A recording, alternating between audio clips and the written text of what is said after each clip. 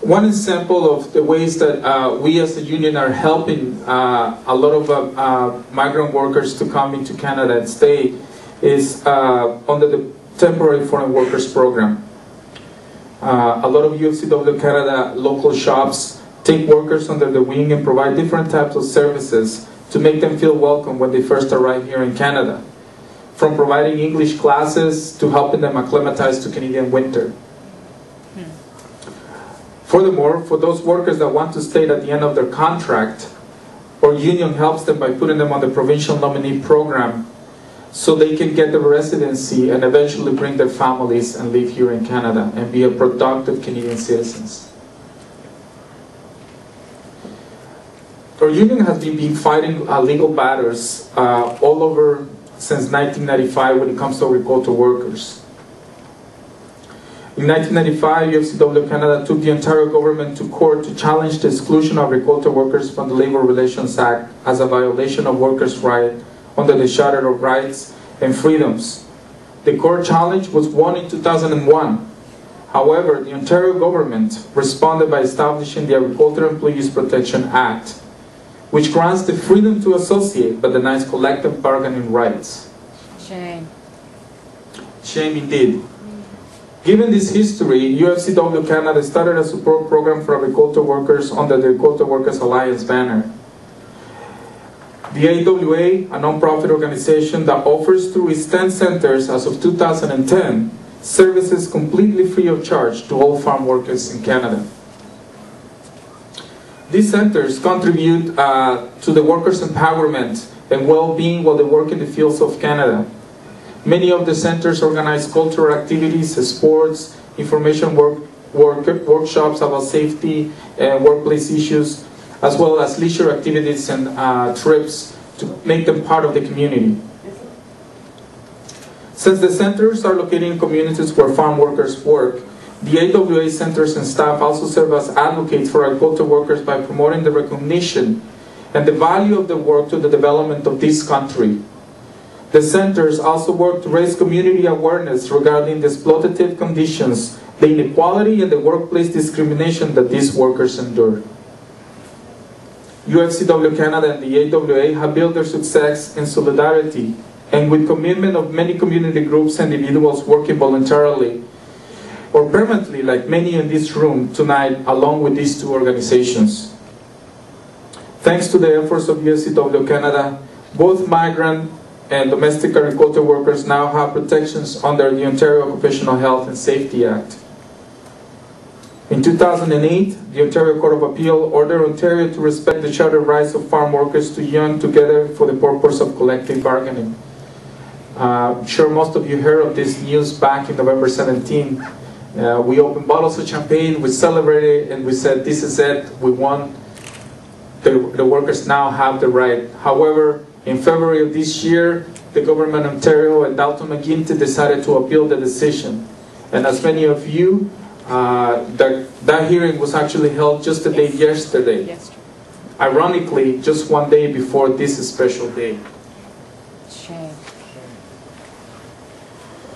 It will not be until the middle of next summer that we will hear the decision.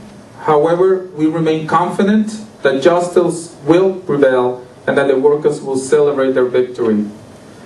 No doubt that our struggle will continue, brothers and sisters, but it has always been a resolve that together we can create change. Thank you and have yourself a good evening, and in the words of Cesar Chavez, si se puede. Good evening, everyone. I would like to say on behalf of the programmers, the volunteers, staff, and listeners of CHRY, Happy International Migrants Day. I'm very excited to be here to represent CHRY Community Radio. In community media, we often say that we present stories that are alternatives to the mainstream, but increasingly we recognize that we are dealing with mainstream ideas. The struggle of migrant workers is one that impacts all of us. It is relevant to everyone.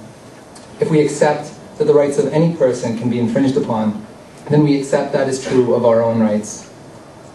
In the last month, I had the chance to attend the International Assembly of Migrants and Refugees, or IAMR. And that took place in Athens, Greece. The International Assembly of Migrants and Refugees is only in its second year. The first year, in 2008, it took place in Manila, And the reason that it is kind of a globe-trotting conference, it follows the tale of the Global Forum on Migration and Development, or GFMD.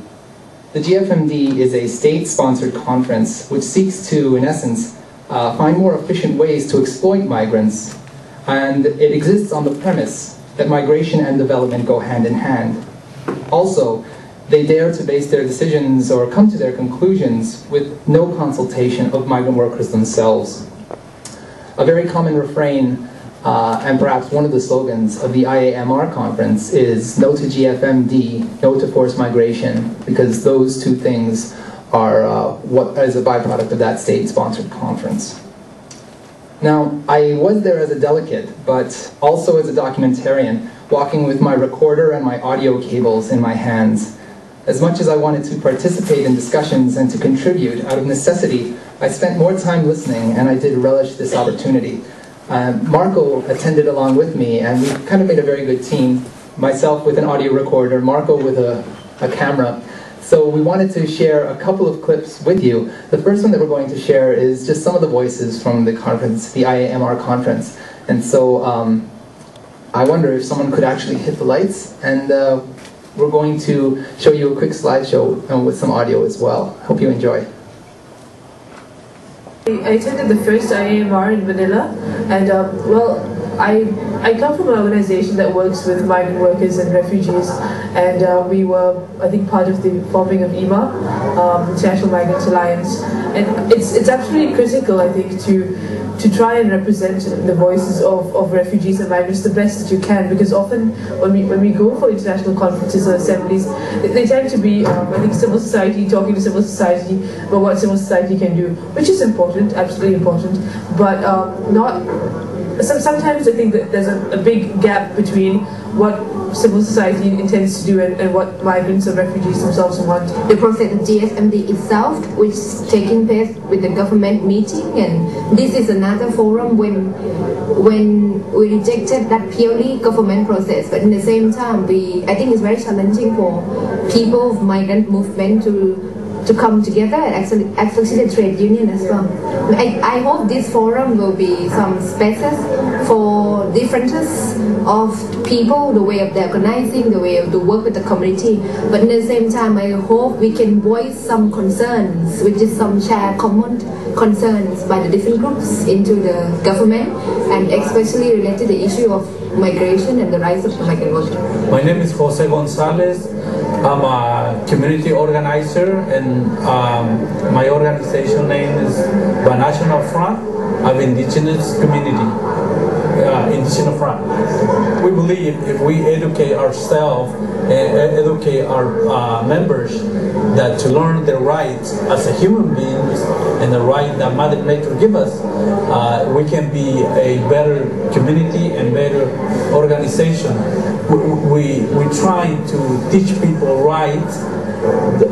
what the right is on jobs, what the right is on medical issues, what right they have on all kinds of issues that are affecting them in each local place they are.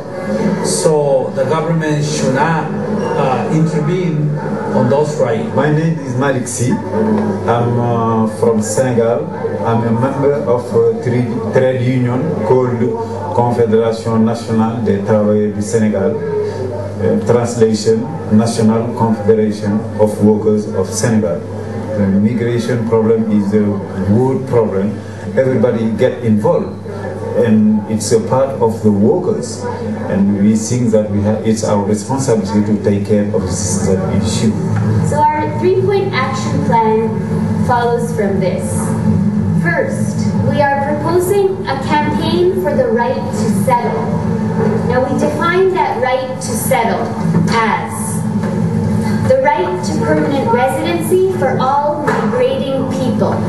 So we're moving beyond the term of migrants, which is hard to understand, and we're including all people finding themselves in the situation of having to migrate. So, documented, refugees for different reasons, undocumented workers, the whole lot.